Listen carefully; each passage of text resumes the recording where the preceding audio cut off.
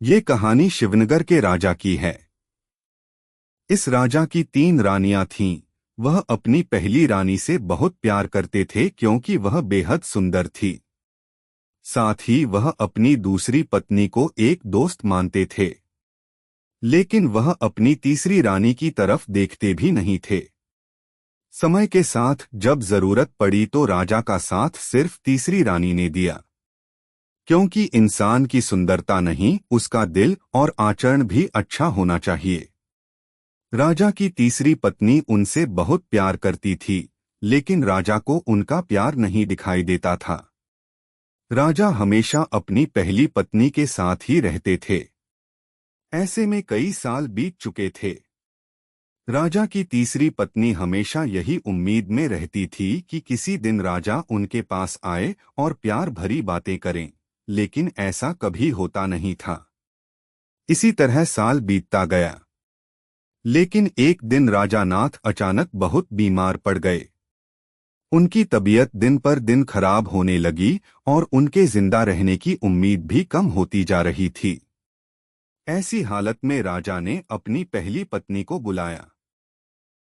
जब पहली रानी उनके पास आई तो राजा ने उनसे कहा, मेरे जिंदा रहने के दिन अब बहुत कम है और मैं अकेले नहीं मरना चाहता हूँ, क्या तुम मेरे साथ चलोगी?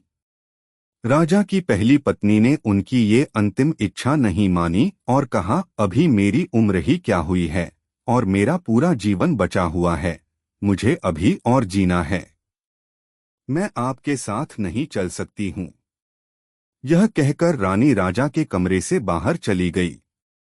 उसके बाद राजा ने दूसरी रानी को बुलावाया।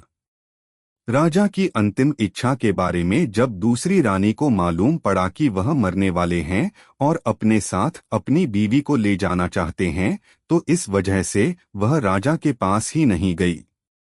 राजा अपनी दोनों चहेती रानियों से बहुत निराश हो गए। उन्होंने सोचा था कि मैंने कभी अपनी तीसरी पत्नी को प्यार नहीं दिया, न बात की उससे, अब उसे मैं कैसे बुलाऊं?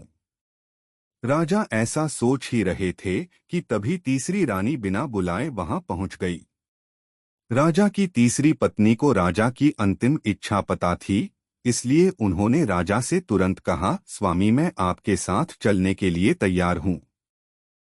रानी की बातों को सुनकर राजा बहुत खुश हुए, लेकिन खुशी के साथ उन्हें बहुत बुरा भी लगा कि उन्होंने कभी अपनी तीसरी रानी को समय नहीं दिया, प्यार नहीं दिखाया, लेकिन वही मुझसे बहुत प्रेम करती है। तभी राजगुरु अपने साथ प्रसिद्ध वैद्य लेकर आए, जिसने राजा की तबीयत को बिल्कुल ठीक कर दिया। राजा ठीक होने के बाद अपनी तीसरी रानी के पास गया और उसके साथ प्यार से रहने लगा। अब राजा हमेशा तीसरी रानी को ही अपने पास रखता था और दोनों महल में अपना खुशहाल जीवन बिताने लगे। एक राजा की प्रेम कहानी से सीख। राजा की प्रेम कहानी से हमें यह सीख मिलती है कि हमें किसी की बाहरी सुंदरता की तरफ आकर्षित नहीं होना चाहिए, बल्कि उसके साफ मन और अच्छे स्वभाव को अपनाना चाहिए। ये कहानी शिवनगर के राजा